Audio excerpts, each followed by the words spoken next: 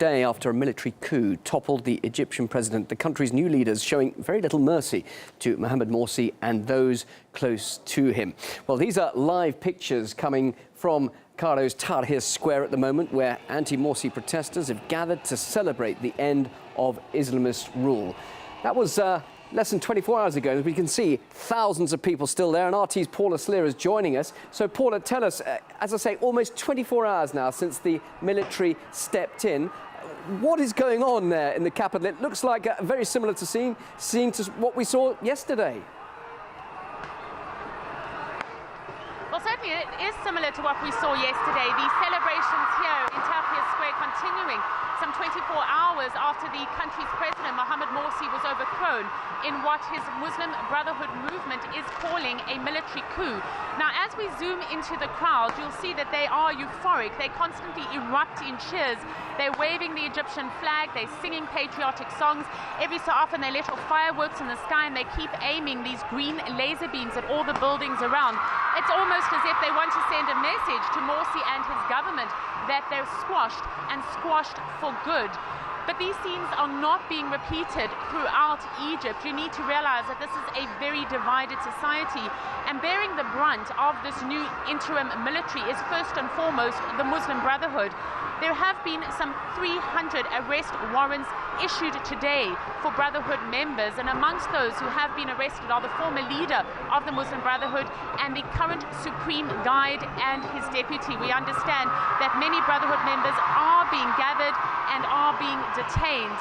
The general prosecutor who ordered these arrests is, interestingly enough, the same man who was removed from office by President Morsi after the revolution back in 2011.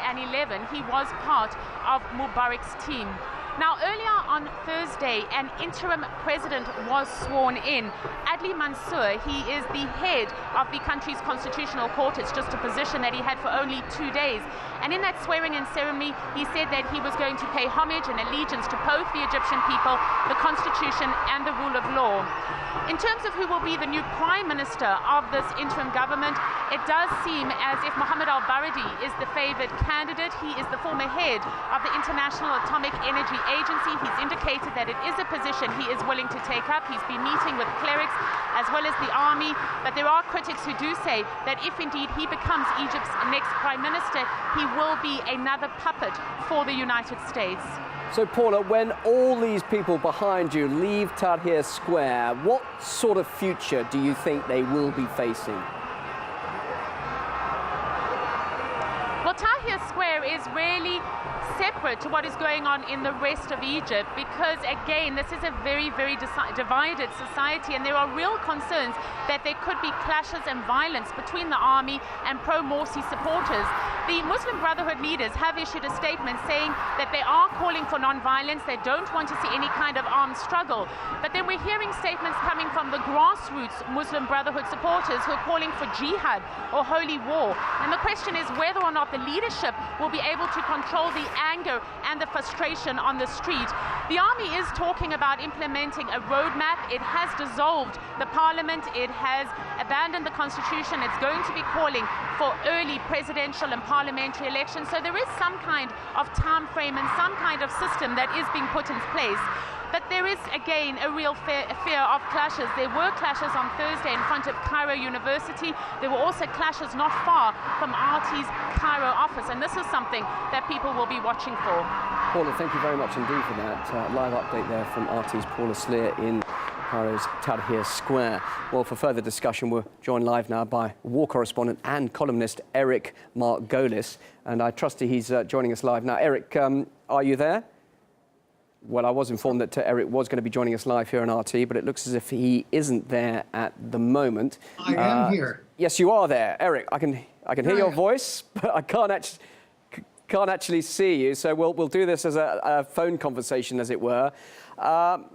We were just hearing from Paula Sleer there that despite all the celebrations in Tahrir Square, the pro-Muslim Brotherhood supporters, many of them are promising a holy war. So just how do you think this is going to pan out? Because so far it seems to be quite a peaceful transition.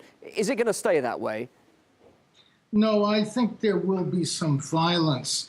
But at this point, I don't see the Muslim Brotherhood and its other supporters capable of fighting back against the coup. The army, 440,000 men, has been equipped and trained for domestic control. The Egypt's police forces, who were ferocious under the Mubarak regime, are notorious for being able to crush dissent and street demonstrations. So it's going to be very difficult for the Brotherhood to assert itself. Bearing in mind this rapid change in leadership here, and of course a change in the constitution, everybody's celebrating, well, not everybody, but we see so many people celebrating there in Tahrir Square. Is it really a democratic process that is taking place, especially when we bear in mind that quick change in leadership and the military now getting control? No, in my view, as a longtime Egypt watcher, it has nothing to do with democracy. In fact, we have seen a legitimately elected democratic government overthrown. It is, I think, shameful that the Western leaders are pussyfooting around and they won't even call it a coup.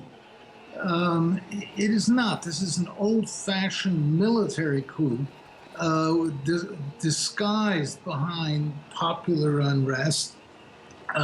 And there are many groups who are opposed to the Muslim Brotherhood government. Egypt's economy is collapsing. There's shortages of everything. There's huge unemployment. This was an explosive mixture waiting to erupt. But it's the army has done it, and some foreign powers who have been involved in engineering this coup. But the army has promised this is going to be a transitional period, and Parliament's dissolved, and we're going to see fresh elections very soon. So this is a transitional process, or do you think the army could stay in control for much longer than people anticipate?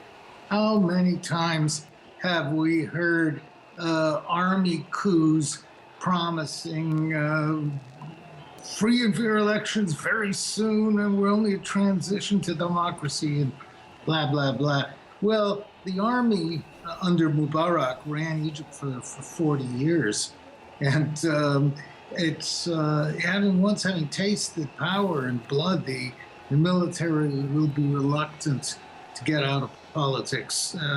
And it is the power behind the throne, and all those anti-Brotherhood forces are backed by the army. But just briefly, Eric, what does this say about the Islamic movement we've seen in the Arab Spring? The Islamic influence, has it not now been undermined by what we're seeing here with the Muslim Brotherhood collapsing? And of course, even in Turkey, you're looking at anti-Muslim sentiments where there's a danger, people are saying it's turning into an Islamic state. So is this a big blow to the region as a whole when Islamic influence is concerned?